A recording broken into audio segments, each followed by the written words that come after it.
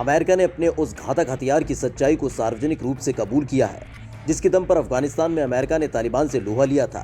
कई साल तक इस राज को दफन रखने के बाद आखिरकार अमेरिकी सेना ने पहली बार रहस्यमयी RQ-170 सैनिटल ड्रोन की तैनाती को लेकर वो खुलासा किया है, जिसने दुनिया भर में हलचल मचा दी है।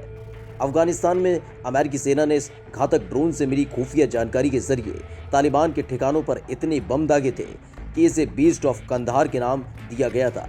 ये वही ड्रोन है जिसे साल 2011 में ईरान ने अपने कब्जे में ले लिया था। अमेरिकी सेना ने किया सनसनीखेज खुलासा, सबसे घातक ड्रोन का कबूला सच। दरअसल अमेरिका पर ड्रोन के जरिए जासूसी करने के आरोप लगते रहे हैं, जिन आरोप पर अमेरिका लगातार चुप्पी साधे रहा। लेकिन एक लंबी खामोशी के बाद आखिरकार अमेरिकी सेना ने सनसनीखेज खुलासा किया है, जिसने दुनिया भर में हड़कंप मचा दिया है। इस खुलासे में अमेरिकी सेना ने RQ-170 सैनिटल ड्रोन की तैनाती को लेकर खुलासा किया है। इस ड्रोन को अमेरिकी हथियार निर्माता कंपनी लॉकहीड मार्टिन के स्कंक वर्क्स ने स्टील्थ मानव रहित हवाई वाहन यानी UAV के रूप में विकसित किया था। हालांकि अमेरिका ने कभी भी इस ड्रोन की मौजूदगी को लेकर आधिकारिक रूप से सच्चाई कबूल नहीं की थी। ऐसा पहली बार हुआ है कि अमेरिकी वायुसेना ने सार्वजनिक रूप से RQ-170 सैनिटल ड्रोन की तैनाती का खुलासा किया। अमेरिका की नेवादा में क्रीच एयरफोर्स बेस में वायुसेना की 432वीं विंग ने इस सप्ताह के शुरू में रहस्यमयी डेल्टा विंग के आकार के स्टील्थ ड्रोन की तैनाती का खुलासा किया। इसके अलावा एयर कॉम्बैट कमांड के कमांडर जनरल मार्क जेली और command chief sergeant David Wade की क्रीच एयरफोर्स बेस के दौरे की जानकारी भी दी। आमतौर पर लॉकहीड मार्टिन के इस ड्रोन को लेकर बेहद कम जानकारी ही आधिकारिक रूप से मौजूद है। साल 2007 में पहली उड़ान भरने वाले इस ड्रोन के बारे में पहली बार खुलासा करीब 2 से 3 साल पहले हुआ था। क्रीच एयरफोर्स बेस पर तैनात अमेरिकी वायुसेना का 132वां विंग देश के अंदर ट्रेनिंग और दूसरे नॉन कॉम्बैट ऑपरेशन के साथ साथ विदेशों में युद्ध का संचालन भी करता है। इसके साथ ही खुलासा हुआ है कि अमेरिका ने पिछले साल ही इस घातक ड्रोन को रोमानिया में 25वें अटैक ग्रुप के तौर पर तैनात किया था। इसके अलावा इस पूरे इलाके पर नजर रखने के लिए अमेरिका ने MQ-9 रीपर ड्रोन को भी तैनात किया हुआ है। अमेरिका के खिलाफ प्रोग्राम का हिस्सा था, दुर्घटना का हो गया था शिकार। दरअसल अमेरिकी वायुसेना ने RQ-170 सैनिटल ड्रोन को लेकर खुलासे किए हैं और बताया है कि उसकी ज्वाइंट स्पेशल ऑपरेशन कमांड मध्य पूर्व में एक नए तरह के ड्रोन को उड़ा रही है। इस रिपोर्ट में बताया गया है कि ड्रोन इतना शांत है कि दुश्मन का कोई भी रडार इसे पकड़ नहीं सकता। सेना ने यह खुलासा पिछले साल इराक के एरबिल इंटरनेशनल एयरपोर्ट पर दुर्घटनाग्रस्त हुए PPS ट्रेल साइनस के एक ग्लाइडर को लेकर मचे बवाल के बाद किया है। दरअसल ये ड्रोन अमेरिका की लॉन्ग एंड्योरेंस एयरक्राफ्ट प्रोग्राम से संबंधित है, जो चुपके से दुश्मन की खुफिया जानकारी इकट्ठा कर सकता है। इस ड्रोन के खुलासे को लेकर जो रिपोर्ट सामने आई है, उसमें बताया गया है कि अमेरिका की लॉन्ग एंड्योरेंस एयरक्राफ्ट प्रोग्राम यानी कि डीप में शामिल AV009 का एक टॉप सीक्रेट ड्रोन पिछले साल 4 जुलाई 2020 को दुर्घटनाग्रस्त हो गया था, जिसके बाद अमेरिका में इस मिशन और ड्रोन को लेकर काफी बवाल मचा था। जिसके बाद वॉर जोन नाम की अमेरिकी वेबसाइट ने फ्रीडम ऑफ इंफॉर्मेशन एक्ट के तहत इस दुर्घटना को लेकर सूचना हासिल की, जिसमें बताया गया कि लैंडिंग के दौरान ये ड्रोन जमीन से जा टकराया और उसके सामने की ओर लगे प्रोपेलर और लैंडिंग गियर टूट गए।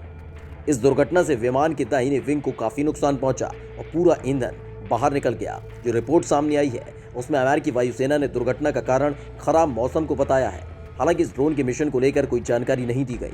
वायुसेना ने यह भी बताया कि इस दुर्घटना से उसे कुल $3.4 मिलियन का नुकसान हुआ। इस खबर का खुलासा सबसे पहले 24 जुलाई 2020 को एयरफोर्स मैगजीन ने किया था। हालांकि अपनी रिपोर्ट में इस मैगजीन ने दुर्घटना की जगह और कारण के बारे में नहीं बताया था। रिपोर्ट में AV009 ड्रोन को रिमोटली पायलट व्हीकल यानी RPV बताया गया था। ये भी बताया गया था कि दुर्घटनाग्रस्त ड्रोन RQ-170 सैनिटल हो सकता है। आधिकारिक दुर्घटना रिपोर्ट में अमेरिकी वायुसेना ने इस ड्रोन को लेकर विस्तृत विवरण जारी नहीं दिया।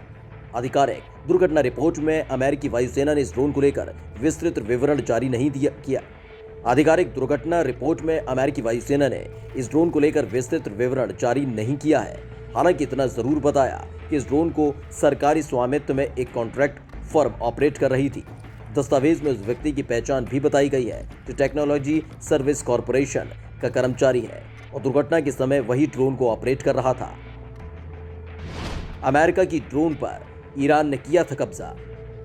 अमेरिकी वायुसेना ने बताया कि AV009 drone air force special command operation से जुड़ा हुआ था। ये कमांड अमेरिकी खुफिया एजेंसी CIA के लिए काम करती है। ऐसे में अंदेशा जताया जा रहा है कि इराक में CIA किसी बड़े मिशन को चला रही है, चूंकि एरबिल से तुर्की, सीरिया और ईरान तीनों नजदीक हैं। ऐसे में CIA के ऑपरेशन पर कई बड़े सवाल खड़े हो रहे हैं। इन तीनों देशों के साथ अमेरिका की तनातनी चल रही है। अभी तक सार्वजनिक जानकारी यही थी कि एयरफोर्स की एक कमान स्टील्थ फीचर वाले RQ-170 ड्रोन को ही उड़ाती है। इससे पहले 5 दिसंबर 2011 को ईरान ने अमेरिका के RQ-170 सेनिटल ड्रोन को ईरान के काशमार शहर के पास अपने कब्जे में लिया था।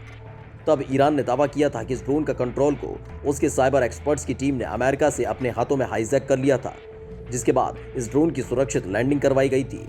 शुरुआत में तो अमेरिका ने इस दावे को खारिज कर दिया था, लेकिन बाद में तत्कालीन अमेरिकी राष्ट्रपति बराक ओबामा ने सच स्वीकार करते हुए कहा था कि उनके एक ड्रोन को ईरान ने मार गिराया है। बाद में ईरान ने अपने हवाई क्षेत्र का उल्लंघन करने के आरोप में अमेरिका के खिलाफ UN में शिकायत भी दर्ज करवाई थी।